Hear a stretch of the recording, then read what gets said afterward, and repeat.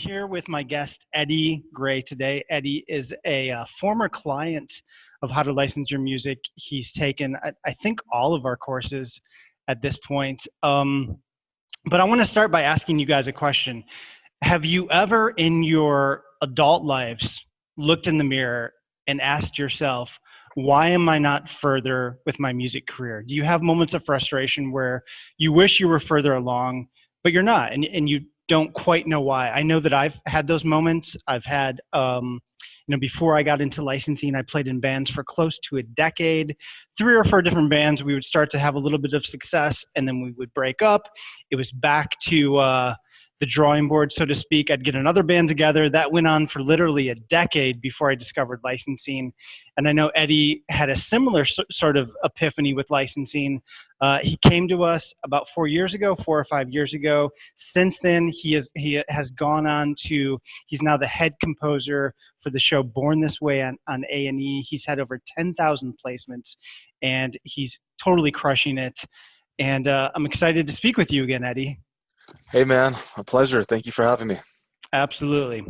Absolutely. So Eddie and I are going to be discussing all the different ways you can make money with music licensing. There's a variety of ways to monetize your music. There's traditional forms of licensing, things we all think of like TV shows and advertisements, but we're going to dig deep today and get into all the different sort of niches within the niche of music licensing. So Eddie, I'm going to go ahead and pass it over to you. I know you have a whole presentation prepared, so yeah, take it away.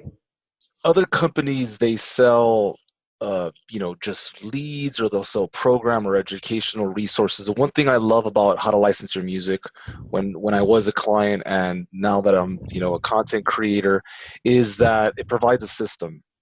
And that was the one thing that I lacked when I, was in bands, when I was first coming up, was I knew I could do it. I knew I had the ability to do something, to be effective, to be competent, but I just didn't have the outlet or the stage or the platform.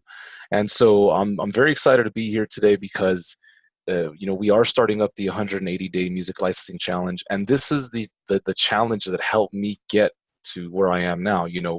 Having come off of just a Comedy Central show, Mom Stop, which I'll show you a sample in a little bit. Doing songs for various clients. We're actually starting our first feature film for a movie called What Love Looks Like, and we're very excited about. These are goals that I've been dreaming about. I always wanted to be a music supervisor on a gig, and on the Comedy Central show, I was able to achieve that dream. And there's just so many great things going on, and so we're very excited to share this information with you.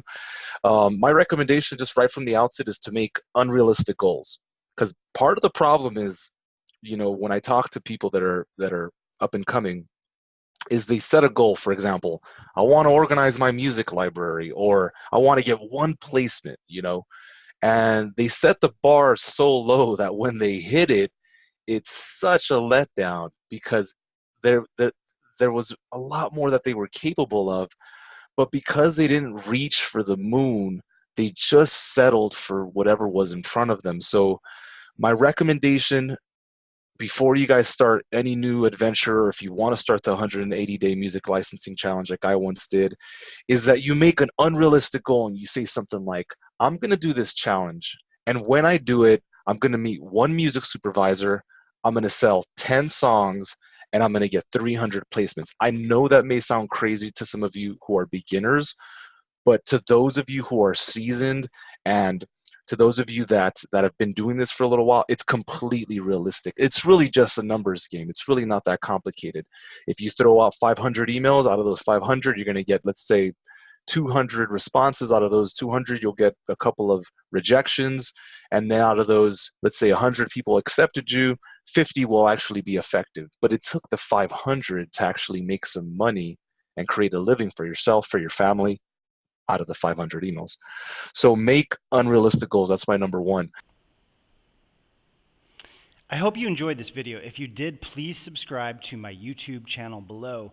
I release a ton of new content on a regular basis related to music licensing, music marketing, and the music business in general. I should also let you know that every single day this month, every single day throughout the month of August, I'll be releasing a new video related to how to make money licensing your music in TV shows, films, ads, commercials, trailers, retail outlets, the internet, and much, much more. So every single day this month, I will be posting a new video. Subscribe to this channel to be notified.